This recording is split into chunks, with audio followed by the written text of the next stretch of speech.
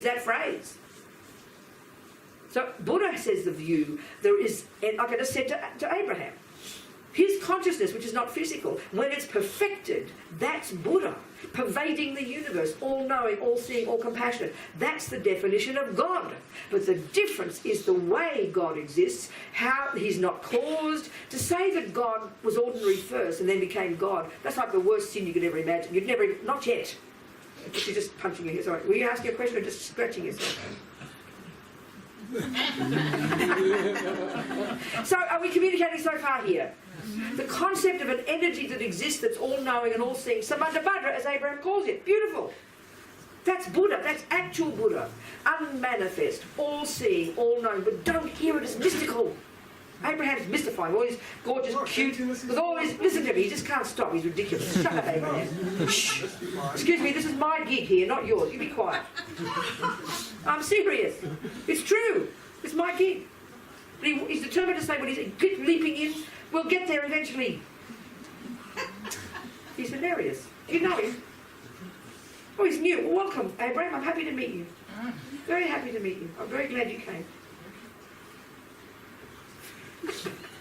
Okay, so Buddha agrees there's all-knowing, superior energy, omniscient. I've said this, I did a conference a few years ago at a Catholic university in Melbourne. Until the last minute for my 20-minute talk, I didn't know what I was going to talk about. But I looked up the Merriam-Webster dictionary and I found the definition of God. 3 essential qualities. Omniscient, wisdom. Omnipotence, power. Infinite compassion. That's the definition of a Buddha, of a Samantabhadra, of a superior being, the fully enlightened one. But the difference is in how they exist and where they come from. So the difference is cause and effect and emptiness. The implication of God, creator, is no cause and effect and no emptiness. That's where Buddha diverged from the Hindus. It's a philosophical position. Karma is the one of cause and effect.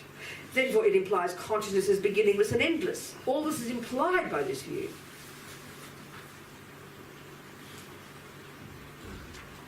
So, where was I? What was all this about? I'm losing my track. Compassion refers the basic of compassion. She asked.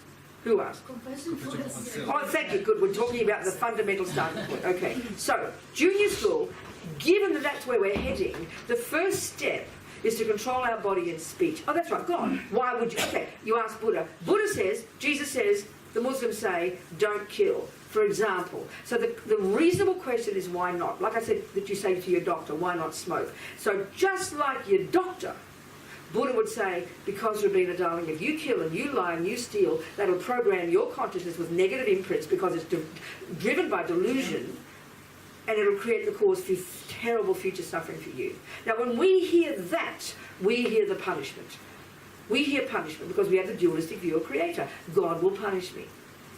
We think karma is an alternative to punishment. But it's not.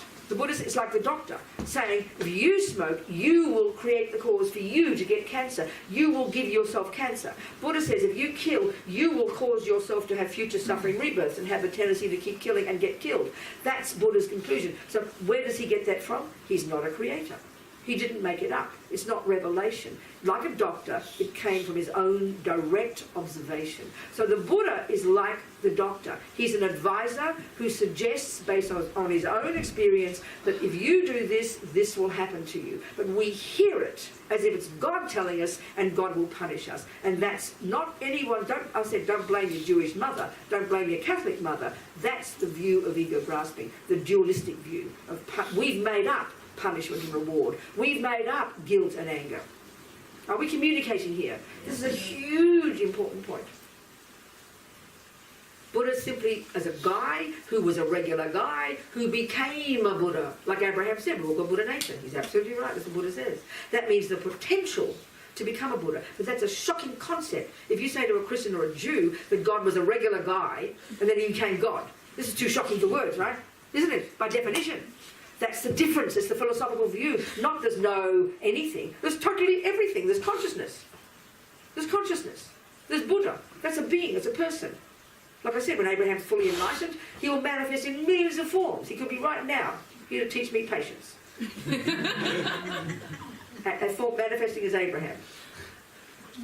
Are we communicating here? This is a massive point. But that takes a while to listen to, because when we hear don't do this, we hear mummy threatening us. And now you listen to this. That's why, when it comes to mummy or the police, if they don't see you do the naughty thing, you think, oh, I got away with it. Don't we? Don't we? Now, can you imagine going home from your doctor and you notice that she's not there and out come the Marlboros? Oh, I won't get cancer. She's not seeing me smoke cigarettes. You would be laughed out of the room. But that's our view of morality. So for Buddha, it's infantile. It's childish. I'm not being rude if you have faith in God. Please believe me. We've got to start growing up. No, as my mummy can say to me when I say, why shouldn't I do that? Why shouldn't I go near the fire? She will tell us. We know she will say, because I say so. But can you imagine, here I am practically dead, still not going near the fire because mummy said so. You would hope by now I'd learn the real reason. That's the Buddha's approach. That's the Buddha's approach. So this is the basis of junior school. But really and truly, this one, we might never join the dots. We might just try to be good girl because we think Buddha says, and we'll be naughty if we're not. Which, we've got to grow up, you know.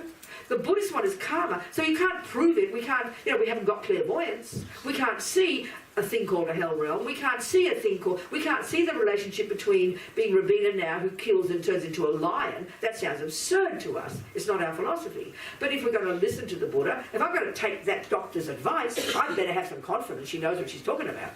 I haven't studied cancer. I wouldn't know if it's true. So I've got to trust her. Same here. So use our heads, Listen to whom we're going to believe. Listen to whom we're going to trust, not believe, trust. And then slowly, Buddha says, as you get to high school, you get single point of concentration, you will get clairvoyance and you will see the past and you will see the future, and then you will prove that Buddha's right. Or not. If you discover Buddha's wrong, as the Dalai Lama says, thank you, Buddha, goodbye. I'm out of here. So it's up to us. We have to prove it each step of the way. But first, philosophically, theoretically. You can't start with anything but the theory, you've got to start there as your working hypothesis. Yes. Tea time, I think it's tea time, isn't it? Yep, go. You want to wake up for it? Well, what time is tea now? 10:30 we take the break. Okay, good, that'd be great. Yeah, what's your question? Well, if you take the scientific approach... No, wait a minute, what do you mean Buddhist scientific? So you mean the materialist view? Yeah, no. I'm saying if I'm looking at karma as a hypothesis, then I need an experiment. Okay, wait, I haven't gone into this yet. We haven't gone to karma yet. So can we wait? Do you mind doing that? So come on, we go into detail about karma. Do you mind? Thank you so much. Yes. Can I say something about... No, I want a question or nothing. A question. A question. What's the difference? Because in Judaism, although we have a creator, you cause yourself. I just need a question. My question is, what's the difference here between... it's Judaism and Buddhism. Can you answer? What's the question? The question is, what's the difference? Also in general, in Jewish teachings, I cause myself. Oh no, excuse me, Dee, you did not. God made you. What are you talking about?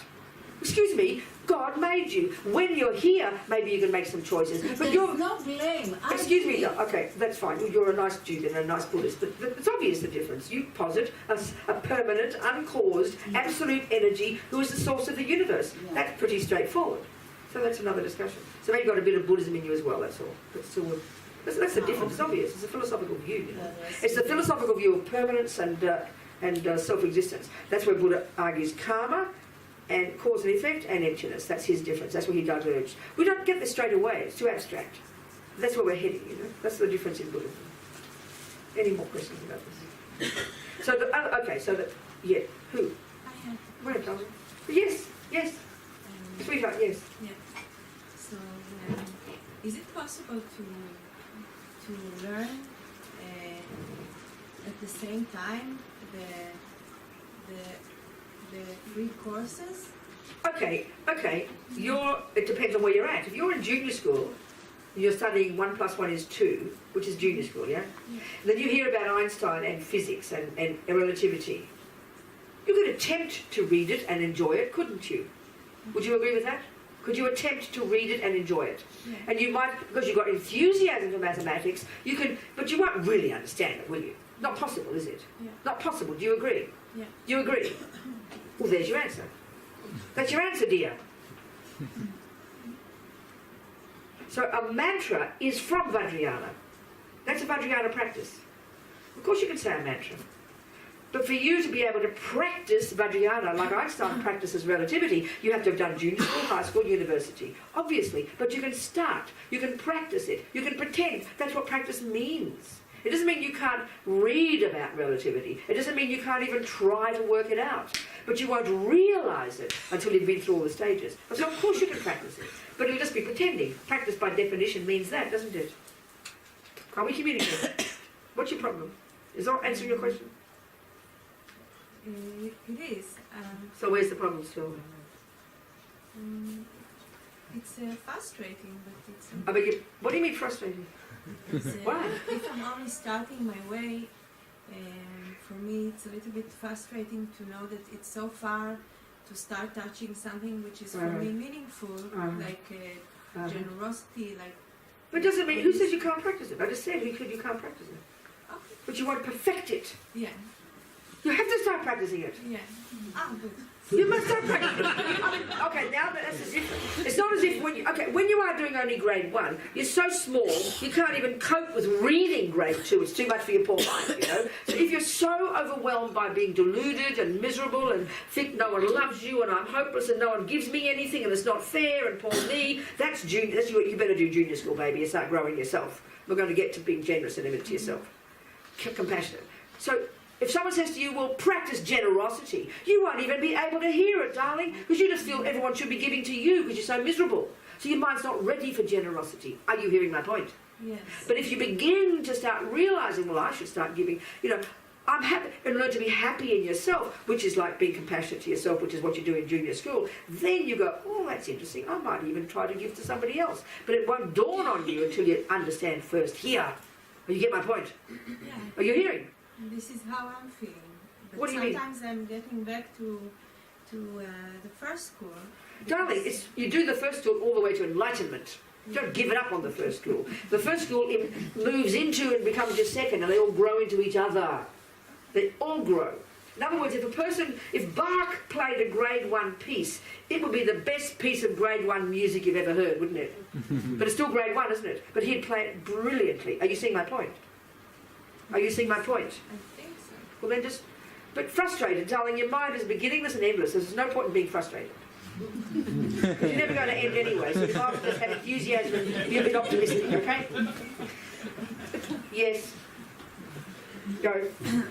So I'm getting back to the details of the technique and Which technique? mindfulness. No, we're not discussing that here. Mindfulness and alertness that you mentioned. We're not discussing that here today. We're discussing junior school now. So let's go into junior school more. That's why I want to do karma when we get there. And when that's high school, we'll go into details on that when we get to it. Is that So okay? you'll get back to alertness later because I'm not sure I understand, darling. I just did a summary yesterday, introduced a bit the Mahamudra and a little bit the meditation. I want to go through all the pieces. That's high school, and we'll go into it then. I promise. I promise. Yes, Betty. How does the mantra that we recite? That's Vajrayana, and we'll get there when we get to that level. I really have to keep it on the different levels, okay? Is that okay, Betty? Can you wait? Fine. Good. Let's get to how do you become passionate to yourself. That is junior school, but the lineage, the lamas, the teachers would call it developing renunciation. So as soon as we hear that, we get depressed. Because we hear giving up, you know, becoming depressed, can't do this, I can't have sex, I can't enjoy myself. We hear it so grotesquely wrongly. So if your doctor says to you, what's your name? Well, who wants to be compassionate to themselves? Where are they? What's your name, darling? What? Say it again. I'm trying to hear these words, but it's very hard for my ears. So spell it in English. R-E-U-T. Oh, Herut. Okay. Okay, Herut. Listen, honey, if you go to your doctor and you're wheezing and you're feeling really sick, you know what the problem is, right? And she says, well, honey, you really have to give up smoking. Why, you'll say, because you're really upset because you like smoking. Because it's really damaging your lungs and you're going to get worse and worse. Now, would you agree that advice is advice to be compassionate to yourself? Would you agree with that? Would you agree with that? But look at the hard work. Look how much pain you're going to have. You're going to be upset, you're going to get neurotic, you're going to get depressed, you want to have another cigarette, and you eat too much sugar because you're desperate. It's not comfortable, is it? So that, would you agree that's a practice of being compassionate to yourself? Would you agree with that? Now you get my point. So Buddha says, stop killing, jumping on the wrong boys, lying, stealing. That's the first level. And then that implies don't just shove every piece of cake in your mouth, don't just be lazy and just do this and do that. It means learning to discipline your behaviour. Why? Because that is what sows seeds in your mind that will bring you future suffering. So renunciation is intensely difficult. That's why we've got to remember the reason you're doing it. So if we just think, I'm doing it because God said I shouldn't, I'm a naughty girl, if I don't and I'll get punished, no wonder you're miserable. You hear my point, sweetheart? When you realise the reason is it's kind advice from the incredible Buddha, like a doctor, because, darling, this is going to cause you unbearable suffering. So it's intensely hard to do this job. This is the wisdom wing. That's compassion to yourself, but we don't hear it. We think compassion to yourself is being, oh, poor me, I can't help it, you know. Have a massage, cry, relax, forgive myself for being angry. That's okay, but we've got to be a bit grown up here, you know. Are we communicating now? Good, thank you. There is no punisher and there is no rewarder. Keep saying that like a broken record, you know. But that's the irony of ego. We are, that's not a yeshy. We call ego the self-pity me. It sounds very cruel. But when we understand this stuff, we will really get it. So really, abiding by the laws of karma, junior school is like becoming grown up. And it's not easy, I promise. It's intense. But when we understand the logic behind it, we will do it happily. That takes thinking through logically, you know. But the instinct is, oh, I've got to be a good girl, I get punished, I get rewarded. My friend, you know, my friends won't like it. It's really attachment to being seen as a good girl. It's the worst delusion we've got. So that's neurotic, you know. Okay, better than nothing to behave nicely because you might get people criticise you. At least it controls you. But in the end, you've got to do it for the logical reason, for Buddha, because it will cause you suffering. It's really powerful. That's why you have to understand the teachings. So let's have a tea break and then we can talk about karma, which is the nuts and bolts of that teaching in junior school. Okay? Who want to talk about that? You said, go, I'm staying here. Go. If you don't want to go, stay. But I'm staying. So